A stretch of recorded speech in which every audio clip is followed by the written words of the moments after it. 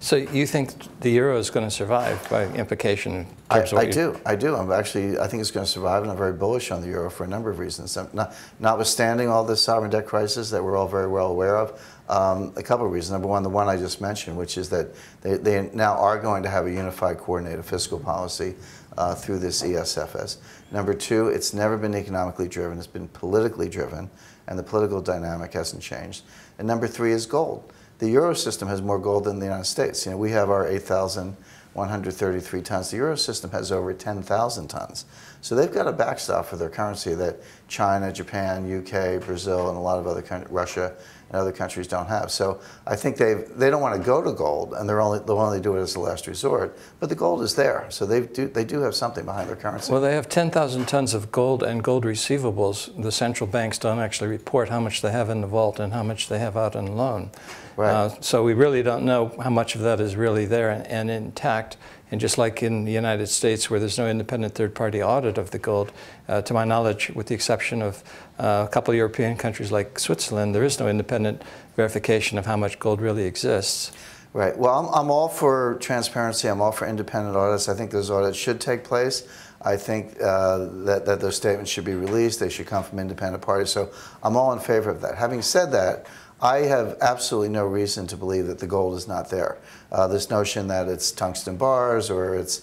No, I'm not talking about that. I'm just talking about gold being loaned out, melted down into jewelry and sold to women in India. But that's not the way the gold loan market works. The way it works is that so I'm a depository. I'm Fort Knox, or I'm West Point, or I'm the ECB, or I've got some gold. You're a bank. You're some party you want to transact in the market. I lend you the gold.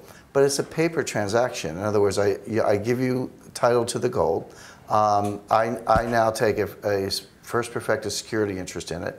I charge you some money. I charge you rent in effect, so getting a little bit of income on it. But the gold doesn't actually go anywhere. Yeah, that's one element of the gold lending market. But another element is that where it's actually loaned, physical bars are brought into the market and then they're sold, refabricated into other things. As long as central banks report gold and gold receivables, and even the U.S. government now is talking about gold swaps on its official statements, right, that we just don't know how much gold is really there. But I guess coming back to the main point is that even talking about gold, are you seeing some kind of euro gold link at some future date to try to establish confidence in the euro?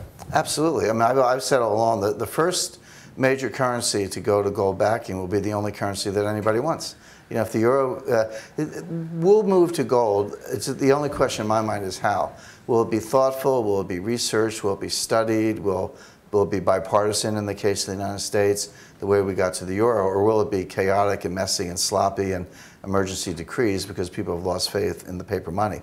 To me, either one of those outcomes is possible, and maybe the chaotic outcome is even slightly more likely than not. But either way, you'll end up at gold because the paper system is clearly not sustainable. You're not going to be able to, there's no feasible combination of growth and taxes that's going to pay off the debt. Can't be done. Because the minute you start to raise taxes more to get revenue, you hurt growth. If you don't raise taxes, you've got these deficits, but at the same time, what are the drivers of growth? The consumers are indebted. Who's going to invest if the consumer's not there to buy the output? Government spending has hit the wall. As we've seen in the deficit ceiling debate in the United States, there's no appetite for more government spending.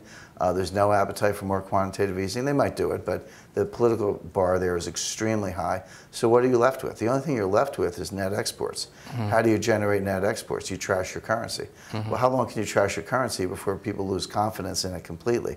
I mean, we're in a full-scale currency war. That's what's going on right now. I talked to people in Zurich this morning, and they said, you know, how long do you think the appreciation of the Swiss franc can go on? I said, it's going to go on indefinitely because there's nothing to change the dynamic. The U.S. doesn't want to take the dollar down 10% or 20%. They want to take it down 40% or 50%. That's what it'll take to get Americans to stay home, make it too expensive to go to Europe, increase sales of Boeing aircraft and IBM services, et cetera. But the dollar is the world's reserve currency. Right. You know, the U.S. government has a tacit responsibility to the rest of the world to maintain a currency that preserves its purchasing power. So to incur that kind of a drop in the purchasing power of the dollar from inflation or whatever means they use, you're basically having a ripple effect throughout the globe. I agree with that completely. But I should be clear, James. I'm not advocating these policies. I'm just telling you this That's is, the way it's going what the United States government play out. Yeah. Yeah, I'm not a politician. I'm I'm an analyst, so my job is to sort of, look at the dynamics, look at the indications and warnings, and kind of call it like I see it. So I'm actually an advocate of a strong dollar.